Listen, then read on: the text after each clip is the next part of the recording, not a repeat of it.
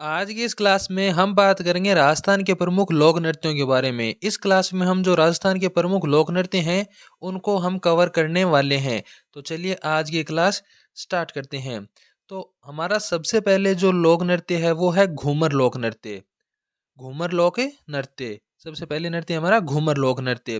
तो देखो सबसे पहले राजस्थान का यह राज्य नृत्य है। घूमर लोक नृत्य राजस्थान का राज्य नृत्य है। नृत्यों का सिरमौर नृत्यों की आत्मा कहा जाता है।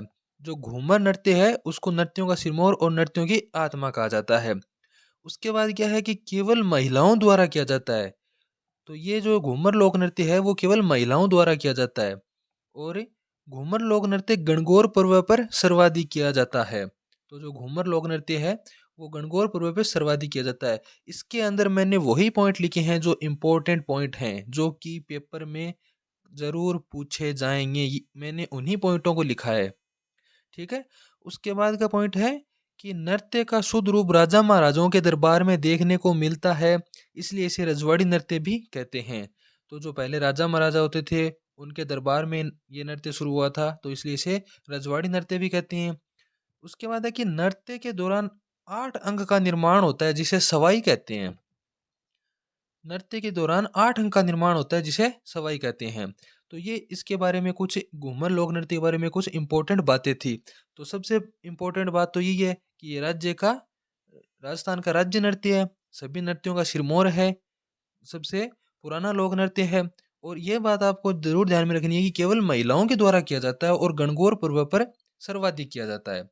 उसके बाद उसके बाद है कि इस नृत्य का विकास भील जनजाति ने किया। घूमर जो लोक नृत्य है उसका विकास भील जनजाति ने सर्वाधिक किया है। उसके बाद है कि नृत्य में लहंगे की घूम गोल गोल घूमने के कारण इसका नाम घूमर नृत्य कहलाया। तो इसका जो घूमर नृत्य है, जो लहंगे का जो बॉर्डर होता है ना उसके गोल गोल घूमने के कारण इसका नाम घूमर नृत्य कहलाया। और उसके बाद है कि नृत्य की विशेषता। तो नृत्य की विशेषता है कि हाथों का लचकदार संचालन। घूमर नृत्य के दौरान हाथों का लचकदार संचालन होता है, यह इस नृत्य की प्रमुख विशेषता है। उसके बाद है नृत्य में कौन कौन से वाद्य यंत्र प्रयोग होते हैं। ये इंपॉर्टेंट क्वेश्चन है। ये इंपॉर्टेंट क्वेश्चन है कि नृत्य के अंदर कौन कौन से वाद्य यंत्र प्रयोग होते हैं। ये पेपर में आया हुआ क्वेश्चन है। तो घूमर लोक नृत्य के अंदर ढोलक, नगाड़ा, मंजीरा और शहनाई वाद्य यंत्रों का प्रयोग किया जाता है। ये बात आपको ध्यान में रखनी है। उसके बाद है कि घूमर लोक नृत्य को सुरक्षित करने और बढ़ावा देने के लिए 1986 के अंदर गणगौर घूमर नृत्य अकादमी की स्थापना गोवर्धन कुमारी किशनगढ़ की जो राजकुमारी थी मुंबई में की। तो 1986 के अंदर गणगौर घूमर नृत्य अकादमी की स्थापना हुई। कहाँ हुई? मुंबई के अंदर हुई। किसने की? गोवर्धन कुमारी ने की। और गोवर्धन कुमारी कहाँ की राजकुमारी थी? किशनगढ़ की राजकुमारी थी। और इन्होंने ऐसा क्यों किया? घूमर लोक नृत्य को सुरक्षित करने और बढ़ावा देने के लिए गणगौर घूमर नृत्य अकादमी की स्थापना की। उसके बाद है कि जो घूमर है उसके 3 प्रकार प्रचलित हैं। घूमर नृत्य के 3 प्रकार हैं। तो पहला प्रकार है घूमर जो कि महिलाओं द्वारा किया जाता है। जब महिलाएं इस नृत्य को करती हैं तो ये घूमर कहलाता है। ग्रास या जनजाति की महिला करती है तो ये नृत्य लूर कहलाता है। और बालिकाओं द्वारा जब ये घूमर नृत्य किया जाता है तो उसे झुमरिया कहते हैं। तो ये था घूमर लोक नृत्य, जिसके बारे में हमने कुछ इम्पोर्टेंट पॉइंट पढ़े हैं। पॉइंट टू पॉइंट है, एक्स्ट्रा कुछ भी नहीं पढ़ेंगे, सिर्फ पॉइंट टू पॉइंट वही पढ़ेंगे जो एग्जाम की दृष्टि से उपयोगी है।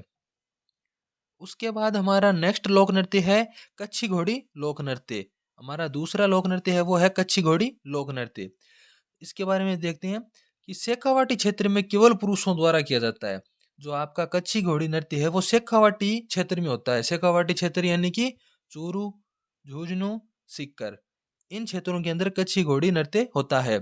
यह एक व्यावसायिक नृत्य है। बहुत ही इम्पोर्टेंट बात है ये। यह एक व्यावसायिक नृत्य है। ये बहुत ही इम्पोर्टेंट बात है। ये मतलब ऐसे क्वेश्चन पेपर में आते हैं कि कौन सा व्यावसायिक नृत्य है और कौन सा मतलब जनरली ऐसे मतलब कोई भी कर सकता है। ठीक है। उसके बाद का पॉइंट है कि विवाह पर किया जाता है। व्यावसायिक नृत्य है और विवाह के दौरान किया जाता है। और इसके बाद है कि नृत्य में झांझ वाद्य यंत्र का प्रयोग किया जाता है। एक तो यार मतलब आप लोग है ना एक चीज इस बात का तो खास करके ध्यान रखोगे। कि जिस नृत्य में कौन से वाद्य यंत्र का प्रयोग किया जाता है, ये बात आपको बहुत ही अच्छी तरीके से याद करनी है। तो इस नृत्य में झांझ वाद्य यंत्र का प्रयोग किया जाता है। कच्ची घोड़ी के अंदर झांझ वाद्य यंत्र का प्रयोग किया जाता है। उसके बाद है कि पुरुष कमर पर नकली काठ की घोड़ी बांधते हैं व आगे पीछे बढ़ते हैं, जिससे कि फूल की पंखुड़ियां खिलने व बंद होने का आभास होता है। तो कच्ची घोड़ी के अंदर क्या होता है कि काठ की एक नकली घोड़ी होती है, उसके ऊपर उसके अंदर वो पुरुष है, वो अपनी कमर पे उसको बांधता है, और जब वो नृत्य करता है तो फूल की पंखुड़ियां खिलने में बंद होने का आभास होता है। तो ये थी कच्ची घोड़ी लोक नृत्य के बारे में इम्पोर्टेंट नोट्स। उसके बाद का हमारा नृत्य है अग्नि नृत्य। इसके बाद है हमारा अग्नि नृत्य। अग्नि नृत्य, तो सबसे पहले तो अग्नि नृत्य का उद्गम है वो कर्तियासर बीकानेर में हुआ। जसनाती संप्रदाय का नृत्य है। पुरुषों द्वारा धधकते अंगारों पर नृत्य किया जाता है। अंगारे के ढेर को धूणा कहते हैं। नृत्य करते समय फतेह फतेह का उच्चारण करते हैं। तो अग्नि नृत्य की उद्गम कहाँ हुआ था? कर्तरियासर बीकानेर में। कौन करते हैं? जसनाती संप्रदाय। ठीक है। और अंगारों पर नृत्य किया जाता है, और अंगारों का जो ढेर होता है उसे धूणा बोलते हैं। तो ये थी अग्नि नृत्य के बारे में इंपॉर्टेंट जानकारी। उसके बाद का हमारा नृत्य है ढोल नृत्य। हमारा चौथा नृत्य है वो है ढोल नृत्य। ढोल नृत्य के बारे में देखते हैं। जालोर का नृत्य है ढोल नृत्य है वो जालोर का नृत्य है। ढोली भील माड़ी जाति के पुरुषों द्वारा बड़े बड़े ढोलों के साथ नृत्य किया जाता है। बड़े बड़े ढोल होते हैं, उनके द्वारा उनके साथ नृत्य किया जाता है। नृत्य को प्रकाश में लाने का श्रेय जय नारायण व्यास को दिया जाता है। ये इंपॉर्टेंट बात है कि नृत्य को, जो ढोल नृत्य है उसको प्रकाश में लाने का श्रेय जय नारायण व्यास को दिया जाता है। और ढोल को थाकड़ा शैली में बजाया जाता है। ये एग्जाम में आया हुआ क्वेश्चन है। ये एग्जाम में आया हुआ क्वेश्चन है कि ढोल नृत्य में ढोल को किस शैली के अंदर बजाया जाता है। थाकड़ा शैली का संबंध कौन से नृत्य से? इस प्रकार से ये क्वेश्चन आया हुआ है। ढोल नृत्य, तो ढोल नृत्य के अंदर थाकड़ा शैली के अंदर ढोल बजाया जाता है। उसके बाद हमारा पांचवा लोक नृत्य है घुड़ला लोक नृत्य। घुड़ला लोक नृत्य, तो इसके बारे में देखते हैं कि जोधपुर में महिलाओं द्वारा चैत्र कृष्ण अष्टमी को किया जाता है। जोधपुर के अंदर होता है और महिलाओं द्वारा चैत्र कृष्ण अष्टमी को होता है। उसके बाद क्या है कि राव सातल देव के काल में शुरू हुआ था। गुड़ला जो लोक नृत्य है वो राव सातल देव के काल में शुरू हुआ। इसके अंदर क्या होता है कि छिद्रित मटका होता है जिसमें दीपक जलता है, और उसको लेकर महिलाएं नृत्य करती हैं। मटके को गुड़ला कहा जाता है। ठीक है। और इसके बाद है कि रूपायन संस्थान बोरुंदा के कमल कोठारी ने नृत्य को संरक्षण दिया। कि जो घुड़ला लोक नृत्य है इसको संरक्षण देने के लिए, इसको बढ़ावा देने के लिए रूपायन संस्थान बोरुंदा ने, कमल कोठारी ने इस नृत्य को संरक्षण दिया है। ठीक है। उसके बाद का हमारा नेक्स्ट नृत्य है वो है कि तेरह ताली नृत्य।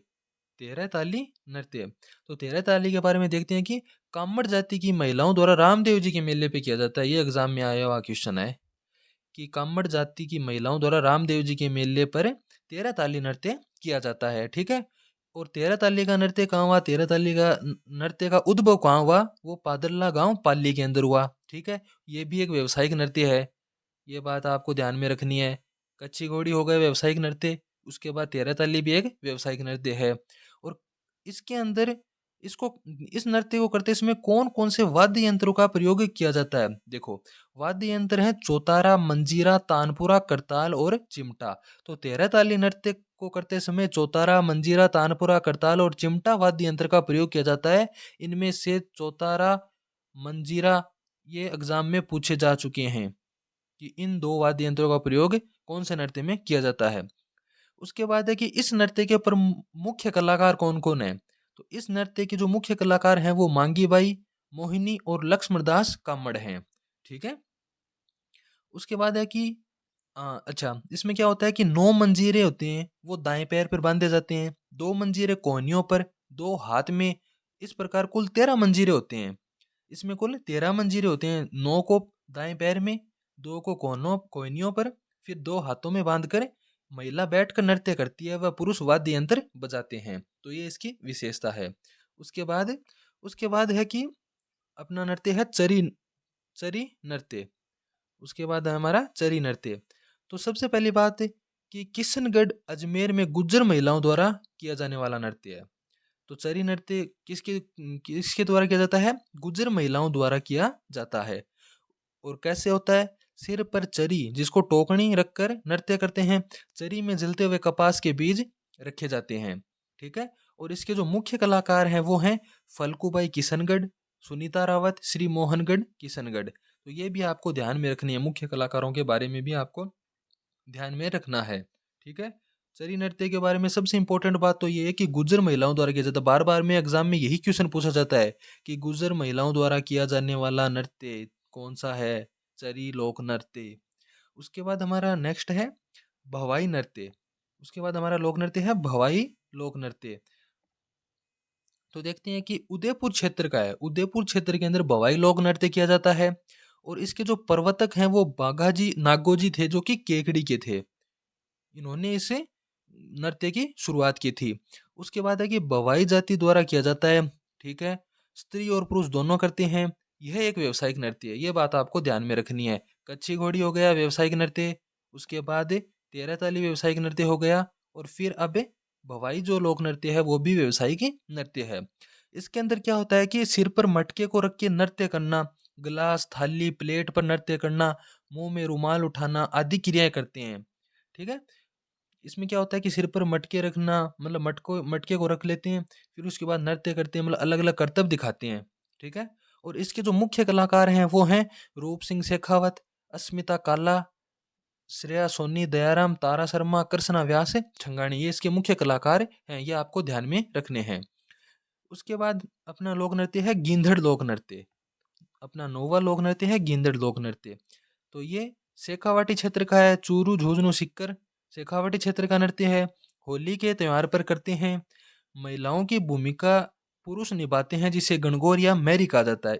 इसमें अंदर गिंदड़ नृत्य के अंदर क्या होता है कि जो पुरुष हैं वो महिलाओं की वेशभूषा धारण करते हैं, महिलाओं का स्वांग रचते हैं। यह नृत्य स्वांग कला के लिए प्रसिद्ध है, अभी मैंने बताया देखो। ठीक है। इसमें मुख्यतः साधु, शिकारी, सेठ सेठानी, दूल्हा दुल्हन, सरदार, पादरी, बाजीगर, राम कृष्ण के स्वांग करते हैं। यानी कि जो पुरुष होते हैं वो इनका स्वांग रचते हैं, इनकी वेशभूषा धारण करते हैं। ठीक है। उसके बाद हमारा नेक्स्ट लोक नृत्य है चंग लोक नृत्य।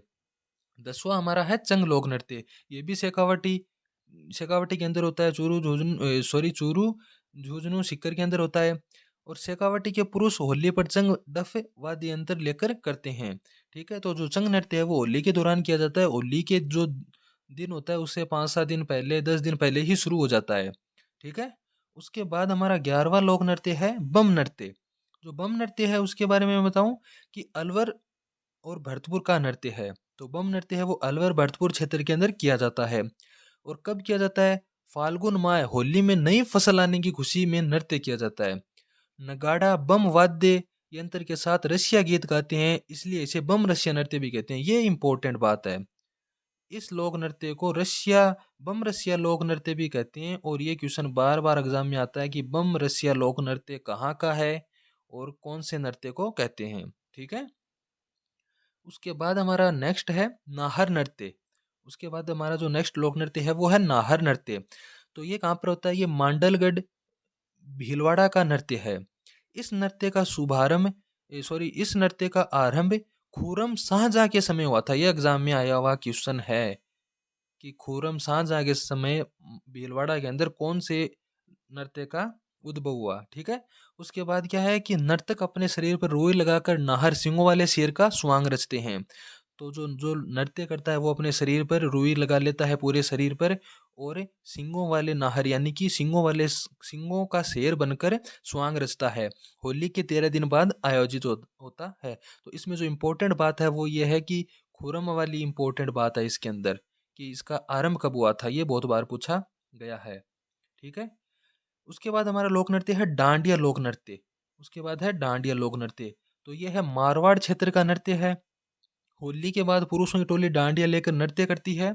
गीतों में बडली गांव जोधपुर के बैरोजी का गुणगान किया जाता है। तो मारवाड़ क्षेत्र का नृत्य है।